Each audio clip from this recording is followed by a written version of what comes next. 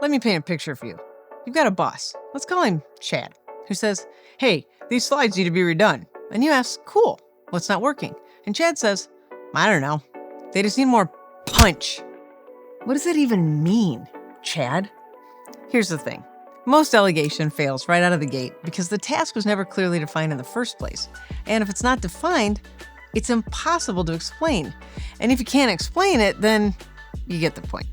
So today, we're tackling the first step in the delegate framework. Define the task. And I mean, actually define it.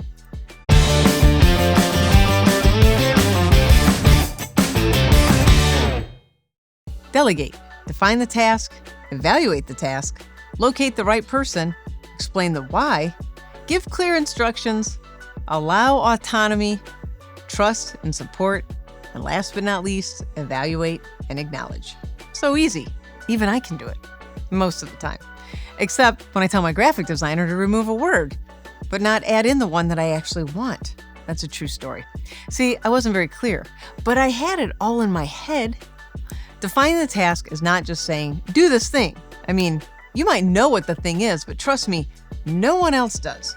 Unless, of course, your team is a bunch of mind readers. Oh, to dream. That's like giving someone a piece of furniture with no instructions and yelling, "Build it with excellence!" Except it's worse because at least the parts are all labeled. When you define a task, you're not just handing it over. You're transferring clarity. Here's what this looks like in 3 easy steps to be sure you've defined that task or project clearly. Clarify the scope. What's included? What's not? Are we updating one slide or redesigning the whole deck for the board? This is the soup to nuts thinking about the task or project you need to do before the handoff occurs. Yep, it takes a minute. But think about how long the entire thing would take for you to do it yourself and what else you aren't doing when you're doing this thing. Am I right? Next, identify the objective. What does done look like? Is the goal to inform, persuade?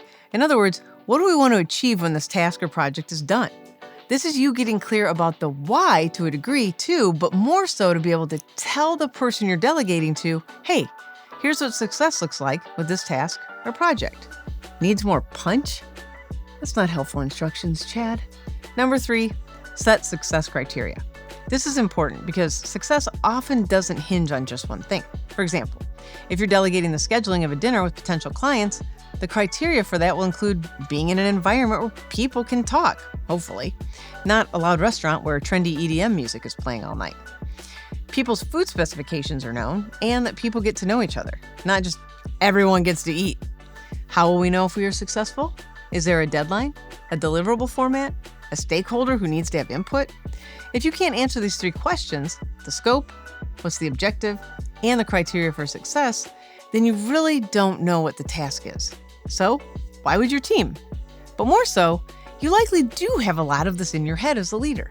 In my experience, most leaders do, to some degree.